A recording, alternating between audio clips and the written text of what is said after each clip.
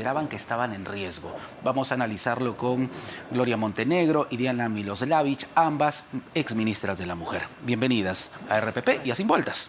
¿Cómo están? Muy bien, ¿no es cierto? Vamos a agregar también a las cifras nuevas, ¿no? También ha habido 6 trabajadoras sexuales asesinadas, ¿no? Sí. En este año, en lo que va del año. Y también podemos seguir, también que hay una alta número de niñas violadas, ¿no? Todos los días, ¿no es cierto? Cada día 4 niñas son violadas en nuestro país. Terrible. Niñas menores de 14 años. Y nuestro país tiene uno de los índices más altos en embarazo adolescente. O sea, miles de niñas dejan la escuela por estar embarazadas. Y ya conocemos que el entorno de estos embarazos son violaciones, hay que decirlo claramente, porque no solamente podemos decir que son menores de 14 años, y las niñas madres de 10 años, También. ¿no? Hay muchos casos.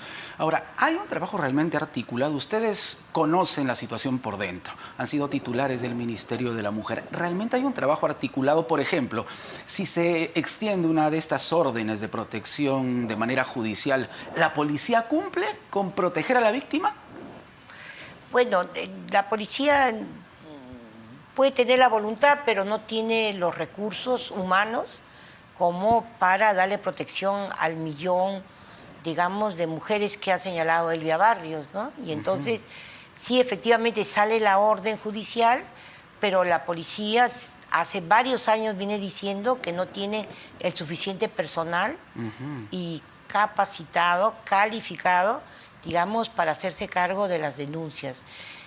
También hay que decir que lo mencionó en las entrevistadas anteriores, de que nosotros tenemos un sistema de justicia, ¿no? Que lo mencionaron, y que ahí hay una parte del Ministerio de la Mujer, una parte del Ministerio del Interior, otra parte del Ministerio Público, otra parte del Poder Judicial. Correcto. ¿No es cierto? Y otra parte también hay responsabilidades de los gobiernos regionales y los gobiernos locales, que también están obligados a formar sus mesas de prevención de la violencia contra la mujer y el grupo familiar, ¿no es cierto? Entonces, yo lo que creo es de que, bueno, ella ha sido ministra, yo también, entonces siempre tenemos que explicar que el sistema de justicia es muy amplio y que, por lo general, quienes cumplen, ¿no es cierto?, las que mejor han cumplido, digamos, en todos estos años su responsabilidad ha sido el Ministerio de la Mujer en sus distintos momentos, pero, digamos, el Ministerio del Interior va ahí, pero los recursos han sido escasos y necesitamos más recursos para el Ministerio Público. Sí, me gustaría subrayar lo que dice Diana. Dos cosas fundamentales. Yo resalto que el Ministerio de la Mujer cada año prácticamente ejecuta el 100% de su presupuesto. Pero en ese contexto, en ese trabajo articulado, por ejemplo, 1,5 millones de medidas de protección, prácticamente he ido a todas las comisarías a reclamar qué es de las medidas de protección. Y te das cuenta de varios problemas. Uno de ellos, que las medidas de protección casi todas son similares, le cambian nombre y fecha, nada más. Lo cual es un grave problema porque todos los casos de violencia no son iguales. Claro. Otro tema es el que dice Diana. Bien, hay que salir a repartirlas. No tienen moto, no tienen patrullero, no tienen personal, entonces se quedan ahí en la comisaría. Mientras tanto, ¿qué hace el agresor? Aprovecha de estas deficiencias y va y sigue agrediendo a la víctima. ¿Todo queda en papel entonces? No solamente eso. Cuando llega la medida de protección, llega muchas veces al hogar del agresor y le dice, mira, ve, acá está tu medida de protección, acá te la traigo. Entonces, son cosas que de manera que están en la operatividad que se tienen que corregir. La ley está dada y está bien, pero en la parte operativa, el tema de presupuesto, el tema de capacitación al personal, no solamente para que haga bien las cosas, sino que las haga con convicción, con enfoque de género, con enfoque de derechos humanos, con enfoque de diversidad. Si eso, Jorge, pasa en Lima, ¿qué pasa en una zona rural? Sí, ¿Qué claro. pasa en una zona de selva? ¿Qué pasa en una zona andina? Es sumamente grave. Y el otro tema que es fundamental en esta articulación que también tocó Diana es que ¿Cuántos locales especializados tenemos para que esa articulación se dé en el mismo lugar, de tal manera que la víctima no pasa gastando su dinero, gastando el transporte, gastando para sacar adelante de un lado a otro, y muchas veces se siente, como se dice popularmente, mecida la víctima? Así es. Esa es la verdad. 150.000 denuncias de violencia al cierre del 2022. 150.000, pongámosle en cifras redondas. Más de la mitad, el 60%, son denuncias de violencia psicológica. Yo le pregunto al sistema de justicia, y ahí tenemos que poner las antenas, ¿y cuántas sentencias hay? Porque ahí es donde empieza la escalada de la violencia. Si lo paráramos en la violencia psicológica, la cosa cambiarían los resultados. Claro, porque uno se pregunta cómo un agresor puede retornar y asesinar a la víctima si ya tenía antecedentes, ¿no? Si había una denuncia de por medio. Casi todos los casos de víctimas de feminicidio en nuestro país, debemos decir que hay un porcentaje mínimo de estas mujeres sí habían acudido al Estado peruano, sí habían apelado a la justicia y sin embargo fueron asesinadas, ¿sabes? Digamos, no hay ninguna que diga que nunca hizo una denuncia, ¿no? Y entonces, bueno, yo quiero, además, ya que estamos 8 de marzo, el Día de la Mujer, Gloria lo ha tocado, y yo creo que uno de los problemas centrales también es de que nosotros tenemos nuestros recursos humanos en todo este sistema, tanto, digamos, el Ministerio de la Mujer tiene el programa Aurora, digamos que son más de 5.500 trabajadores, trabajadoras, pero también hay que decir, y bueno, hay un número grande también de quienes trabajan en las comisarías, quienes trabajan en el sistema judicial, en el Ministerio Público, pero lo que me sorprende es de que en este país no hay ninguna universidad que tenga una especialidad en violencia de género, violencia contra las mujeres en sus 21 formas de violencia que el Estado peruano ha reconocido. Entonces, yo quiero decir que el sistema educativo peruano, el sistema universitario, digamos, no prepara profesionales idóneos para trabajar en todo el sistema. Qué terrible, desde ahí estamos fallando, ¿no?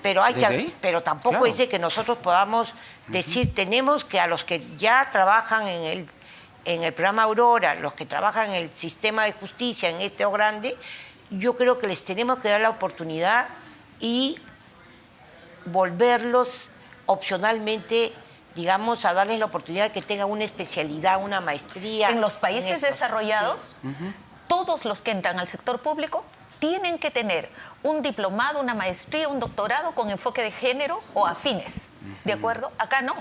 Se les capacita, pero se les capacita en talleres, en cursos de muy corto plazo. Claro. Entonces, esta tiene que ser una capacitación permanente, pero ya que hemos tocado educación, es la mejor herramienta para la parte preventiva. Yo creo que el sistema educativo con enfoque de género, que es afectado ahora por este Congreso, por este Poder Ejecutivo... Y por este ministro. Este ministro de Educación tiene que retomarse con mucho fundamento. ¿Por qué? Porque una niña que crece, se desarrolla, se educa de manera empoderada, en igualdad de condiciones, va a ser una niña que se va a cuidar, va a prevenir riesgos. Claro. Y si la educación sexual integral se lleva a cabo de manera integral, respetando los valores de la familia, de la comunidad, pero conservando aquello que es fundamental, el proyecto de vida de cada niño o niña, no tendríamos esos niveles de deserción por embarazo, no tendríamos niñas violadas en la ruta al colegio, no tendríamos niñas que dejan su vida porque cambia el aspecto económico de esa familia, cambia su vida social, cambia su parte emotiva. Entonces, destrozan la vida de miles de niñas por un sistema educativo que no previene, pero también por un sistema de justicia que no actúa de manera oportuna y contundente. Ustedes han hablado del ministro de Educación, Óscar Becerra. Han escuchado lo que dijo sobre las mujeres aymaras. ¿Cómo les ha caído? Ustedes han ocupado también un cargo de ministra. Yo indignada, ¿no? Y me parece que, y lo he dicho, ¿no? Lo he dicho en mi tuit, yo creo que el ministro no es suficiente que se disculpe. Yo creo que la conducción de la política educativa en nuestro país, que es sumamente importante, no puede estar en manos de alguien, digamos, que tenga una mirada tan racista, estereotipada, estigmatizada de lo que son nuestras hermanas, mujeres aymaras, de los pueblos, digamos, diferentes, ¿no es cierto?, pero que son parte de nuestro país, La ¿no? diversidad Entonces, es parte tenemos, del Perú, tenemos claro. 55 ¿no es cierto?, etnias, pueblos originarios reconocidos en el Ministerio de Cultura. Entonces, yo creo que hay que tener otro trato, ¿no? Y hay que entender a esas mujeres en su diversidad, en su cultura, en sus costumbres, y no vamos a pedir que encarguen a los niños. Y por ahí dicen, no, ¿por qué no lo dejan con el padre? El padre no da de lactar, y no todas tienen una nana para que dejen los niños. Y un sistema de protesta es un derecho de todas las peruanas y peruanos de salir y protestar y hacerlo de manera pacífica. Pero también es fundamental considerar que el ministro no tiene las capacidades necesarias. Yo le pregunto, ¿habrá leído el Plan Nacional de Educación con todo aquello que represente el enfoque de género? Creo que ni lo conoce. Entonces, ¿cómo él nos va a representar? ¿Debe renunciar el ministro? Debió renunciar hace tiempo, porque no solamente no califica, sino que desconoce lo fundamental de las políticas públicas en educación. Pero sobre todo, en momentos tan cruciales como ahora, también tengo que decirle a la presidenta que no ha hecho mención para nada de estos casos en su mensaje. Muchísimas gracias, ambas. Sí, yo quiero nomás cerrar Sí. con un tema prioritario que lo mencionó la defensora de la ley 3364, decir de que creo que sigue pendiente un centro de altos estudios para los funcionarios públicos, hombres y mujeres que se ocupan de digamos, en diferentes, múltiples servicios que tiene el Estado peruano, que tengan la posibilidad de hacer una especialidad, una maestría, un doctorado. Eso está previsto en la ley y estaba en camino en mi gestión, pero a veces, digamos, las gestiones en el ministerio continúan lo de las otras ministras, pero, digamos, a veces no es así. Entonces yo hago un pedido, ¿no es cierto?, que cosas, ¿no es cierto?, de las cosas que estaba empujando, siendo ministra, se continúen, y una tiene que ver con el Centro de Altos Estudios. Yo sé que acá Gloria Montenegro también me va a apoyar. Jorge, y en todas las carteras, por favor, aceleren. No se puede retroceder, y creo que un reto de nosotras es impedir que hayan retrocesos que han costado muchas veces la vida de cientos de mujeres para estar donde estamos. Esperemos una respuesta adecuada del Ejecutivo.